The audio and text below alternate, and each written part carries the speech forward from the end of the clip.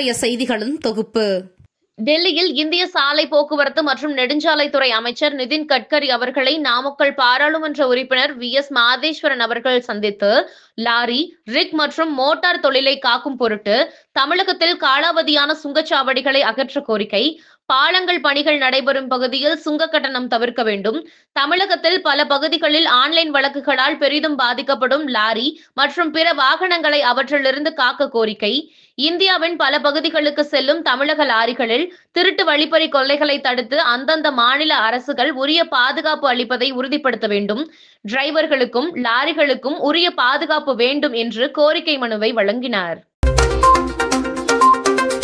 சங்ககிரியில் அமைந்துள்ள சேலம் தெற்கு மாவட்ட அலுவலகத்தில் சேலம் ஒருங்கிணைந்த மாவட்ட பொதுக்குழு கூட்டத்திற்கு செல்வது சம்பந்தமாக ஆலோசனை கூட்டம் மாவட்ட செயலாளர் சரவணன் தலைமையில் நடைபெற்றது. சேலம் மாவட்டம் ஓமலூர் சாலை பத்மாவாணி கல்லூரியில் சேலம் ஒருங்கிணைந்த மாவட்ட பொதுக்குழு சம்பந்தமாக நடைபெற்ற ஆலோசனை கூட்டத்தில் KMDK பொதுச் செயலாளர் ER ஈஸ்வரன் MLA அவர்கள் கலந்து கொண்டார். திருப்பூர் மாவட்ட பொதுக்குழு கூட்டத்தில் திருப்பூர் மண்டல IT விங் செயலாளராக நவீன்குமார் அவர்களை KMDK பொதுச் செயலாளர் ER ஈஸ்வரன் அவர்கள் அறிவித்து வாழ்த்துக்களை தெரிவித்தார். திருவண்ணாமலையில் மண் சரிவில் சிக்கிய 7 பேரையும் மீட்கும் முயற்சியில் தீவிரம் காட்டி வருகிறது தேசிய பேரிடர் மீட்பு படை. கிருஷ்ணகிரி மாவட்டம் ஊத்தங்கரையில் பெய்த வரலாறு காணாத மழையால் ஏற்பட்ட வெள்ளப்பெருக்கில் மினி பேருந்துகள், கார்கள் அடித்து செல்லப்பட்டன.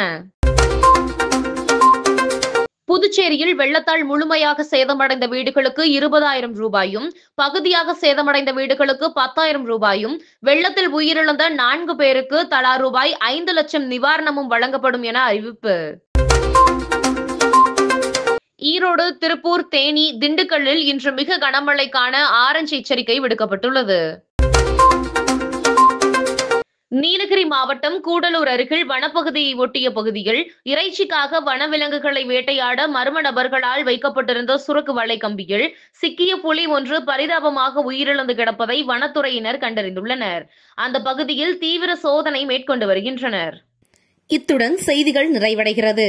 மேலும் இதுபோன்ற செய்திகளுக்கு KMDK லைவ் சேனலை லைக் பண்ணுங்க, ஷேர் பண்ணுங்க, சப்ஸ்கிரைப் பண்ணுங்க.